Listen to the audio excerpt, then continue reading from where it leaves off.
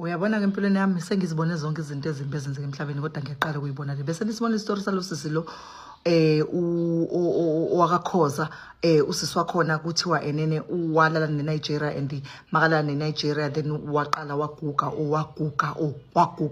umntana umuntu yabona makuthiwa khona izithwalo ezikhona emhlabeni ngiyaqala ukubona isinjeya makuthiwa isithwalo. Kade ngifunda ama-comments Facebook abanye bathi enene angazi waphucwa inama electrolytes emzimbeni so which is taking emgugisayo bayachaza kusho ukuthi lo muntu alala naye isithwalo sakhe saphumelela, that is why lo sisi lona esenciphe kangaka nayi ivideo ngicela niyibhekele nini. Ngihlahla Khoza ngineminyaka u-31 ngihlala eMtuba endaweni yaseDukuduku ekhula village wa-3.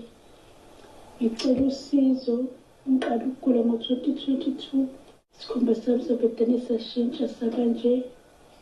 andikade abantu ngibahamba angisizakali nabaprofethi kade ngibahamba angisizakali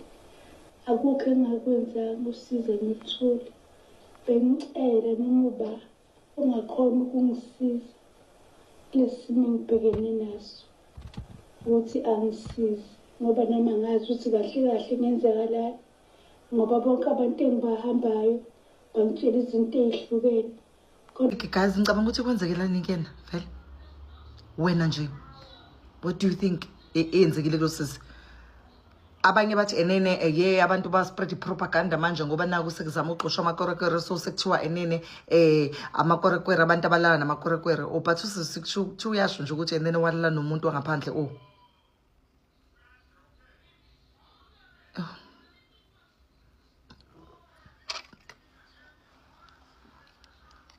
ifuna ufake lebuko ke le lalela ngiyasaba ukulala umfana ngiyasaba kwakulala nayo at this moment because wow vele nje ke Nkosi yami uNkulunkulu akanginika i-DNA yokuthanda abafana bangaphandle. Angicwazi guys kodwa zangazanginike nje i-DNA yokuthanda ama-Nigerians guys. No my friend, angeke nje indlela engiyisaba ngayo. Ukhona omunye usisi womngane wathi wasitshela ukuthi unuka abantu bayamuzwa akalapheki usekuhlulekile wathi I hope nesikhumbule so story ngasixoxa wathulalwa yilwane ngishehleli wathi akadinga ukuthi azazumeke zubuthongo ilwane zimlala ngishehleli manje mina vele ngisabe kakhulu nje ngoba ngeke guys I hope lo sisathola usizo uthi yamfonela umfana wase Nigeria yazama ukumfonela uyamfuna umfana akatholakala nowhere to be found ke Mtakabawo.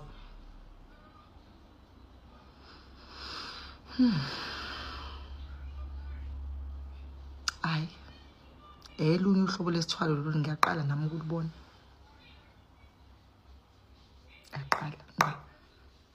kaze ngibona into nje yaguga ingane encane eqaleni bengakholelwa bengicabanga ukuthi mina uyisala kwazi nje hayi cha kusho ukuthi it's one of those stories nje basigobhozela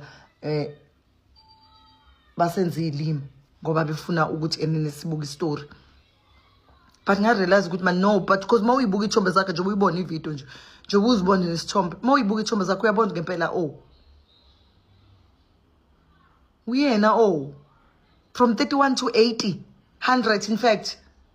yo basabe nabafana ngalahla Nkosi yami musana ukulahla ngenkomo kangaka